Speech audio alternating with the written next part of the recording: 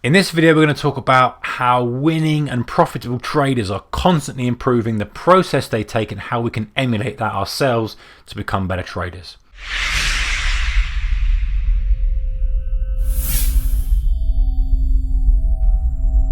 Hey guys, a very warm welcome back to the video. So in a series of videos we have talked about losing traders, habits of losing traders so we can avoid them at all costs, try and steer away from them. Winning traders, habits we can emulate, we can copy, we can mirror to become better traders ourselves. Right, moving on quickly to constant improvement. We talked previously in the previous video about confidence, work, character, losing trades, winning trades, risk, their approach to this. Now we're moving on to this constant improvement phase that all good traders do.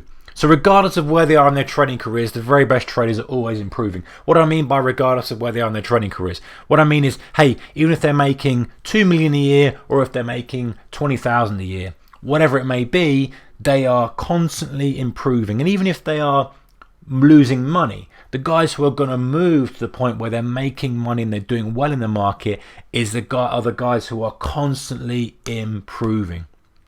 And I don't mean just generally improving. Hey, I'm going to improve my trading. I'm going to improve my trading. That's not good enough. That's not going to cut it. It's like running a business and saying, I'm going to make more money.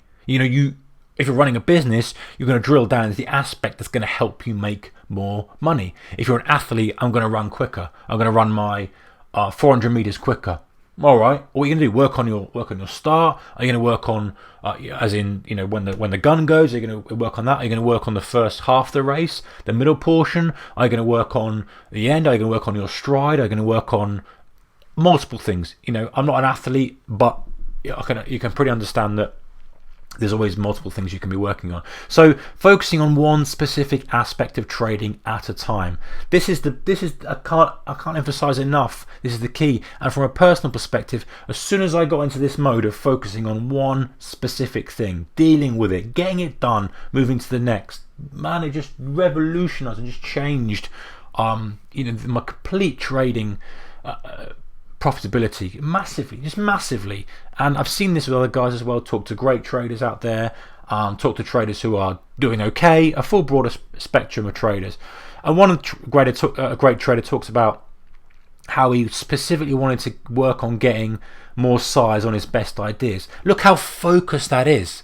That's like, hey, I'm making good money in trading, but my very best trades, I want to focus on a strategy for milking those as much as I can. I want to make sure I'm fully dialed up in size within my risk parameters. Of course, I'm not just going to chuck everything at it. But, he's saying, listen, this is where I want to improve. I'm just going to make more money. I'm going to improve by maximizing the money that I make on my very best trade ideas. Look how focused that is, and look how... would you see a losing trader ever doing that? No, they're not going to be doing that. They're going to say, listen, I just want to find the next winning trade. I want to find the next winning trade. Another one talked about spending months working on his ability to add to trades. In other words, he's saying, listen, I know that this is slightly different to adding size and the best ideas. This is like, listen, I want to have a strategy where I add to the trades, I pyramid into the trades, when they're working. The previous one may well be getting size on straight away and recognizing that it's a good trade idea. This one is more about, hey, I'm in the risk phase, I want to be light. But when the phase is kind of moved on and I've got some cushion there and I'm feeling better about the trade, where can I add to the position that doesn't put me in a vulnerable position as to my P&L, my kind of average entry, and leaves me vulnerable to perhaps more loss than I wanted to. Let me work on that and refine that skill set.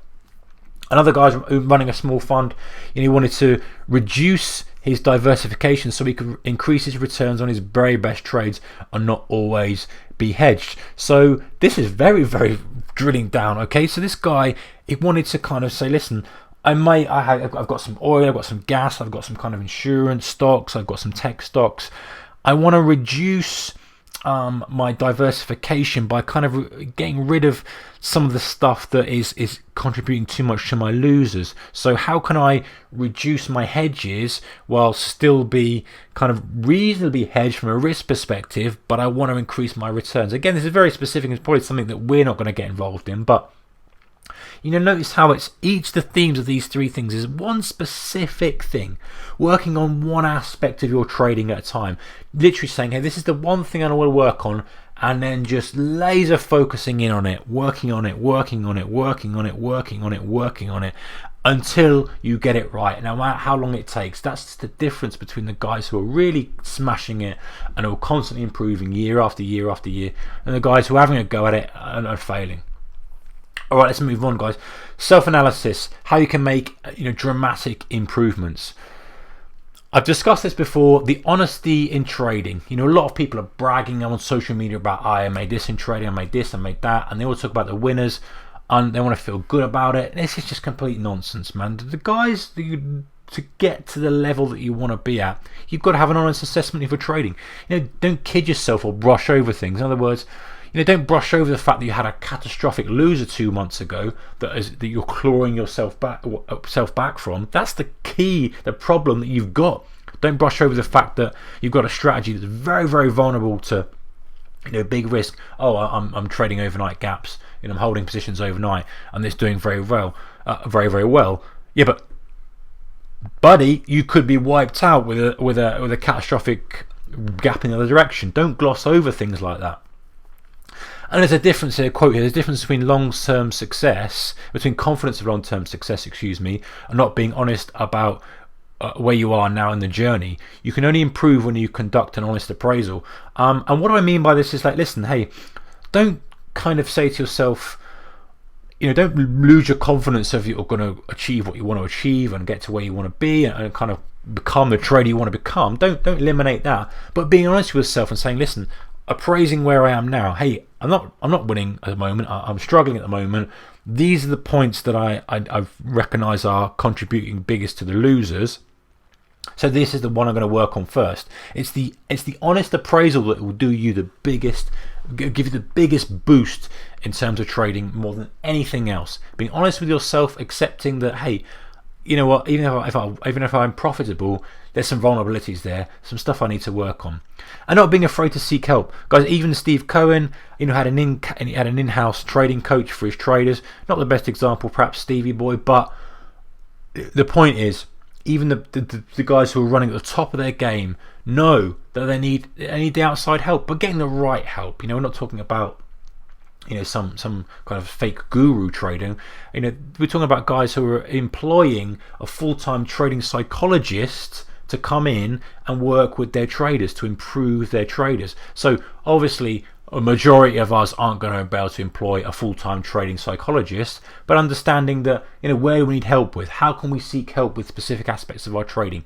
Let's get someone in who's going to help us with that. Can we become accountable with that? Can we do this? Can we do that? Let's just move on. Let's work on it phase by phase, step by step.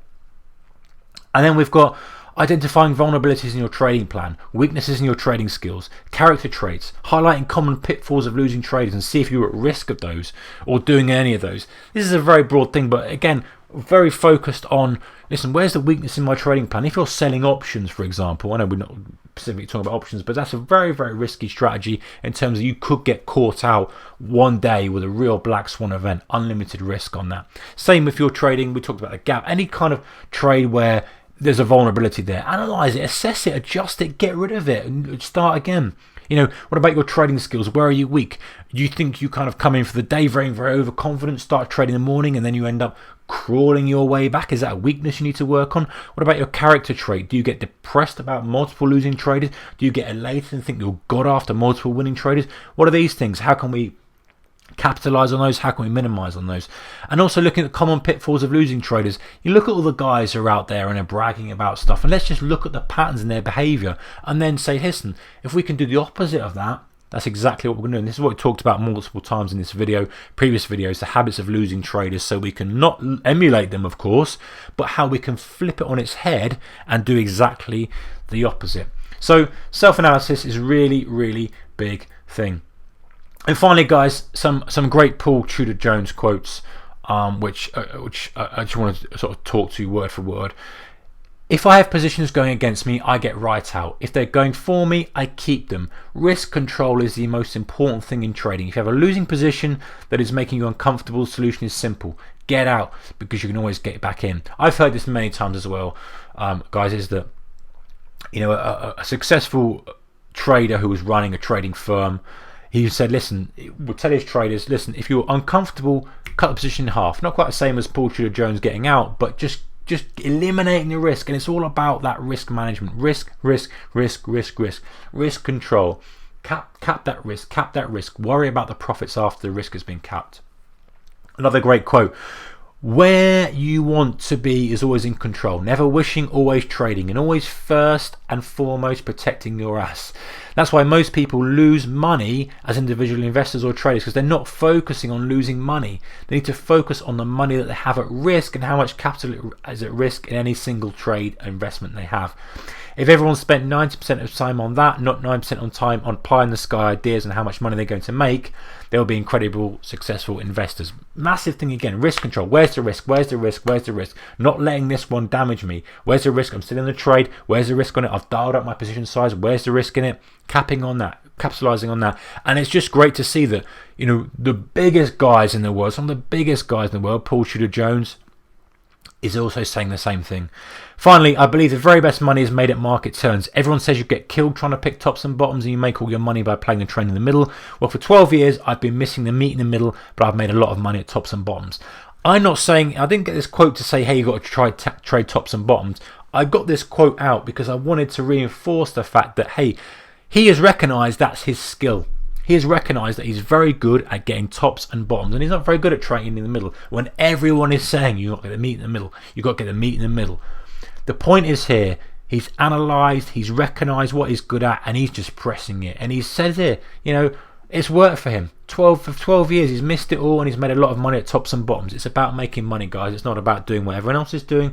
It's not about, you know, emulating kind of the strategy that's supposed to be right. It's about finding your edge, drilling it, and nailing down it. Anyway, I hope those helped you. Habits of losing traders so we can avoid them, habits of successful traders so we can emulate them. Let me know in the comments below what you thought, what you think about any habits yourself that you want to get rid of, any habits you want to improve on. Give it a thumbs up if you like this series of videos or like the videos. And as always, good trading, keep the risk managed, as Mr. Paul Tudor Jones says, and I will see you in the next one, guys. Take care. Bye bye.